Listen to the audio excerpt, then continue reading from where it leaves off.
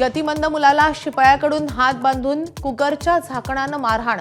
संभाजीनगरच्या माणकीमधलं चैतन्य कानिफनाथ निवासी गतिमंद विद्यालयातला प्रकार व्हिडिओ समोर। एबीपी माझानं बातमी दाखवल्यानंतर गृहराज्यमंत्री पंकज भोयर यांच्याकडून चौकशीचे आदेश। संभाजीनगर मारहाण प्रकरणातील दोषींवर कडक कारवाई करण्याचा इशारा। फलटणमधील महिला डॉक्टर आत्महत्या प्रकरणी आज राज्यभरातल्या डॉक्टरांच्या विविध संघटनांचं काम बंद आंदोलन। माड, आयएमए, अस्मी माड या संघटनांचे डॉक्टर होणार आंदोलनात सहभागी। महिला डॉक्टर आत्महत्या प्रकरणी न्यायासाठी सुषमा अंधारेंचा आज फलटण पोलीस ठाण्यावर मोर्चा, तर सुप्रिया सुळे आज घेणार पीडित कुटुंबाची भेट।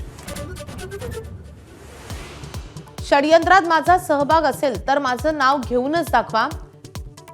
मी 77 वर्षांचा तुरुंगात टाका, तिथून थड लावेन। फलटण डॉक्टर तरुणी आत्महत्येवरून रामराजे नाईक निंबाळकरांचा इशारा।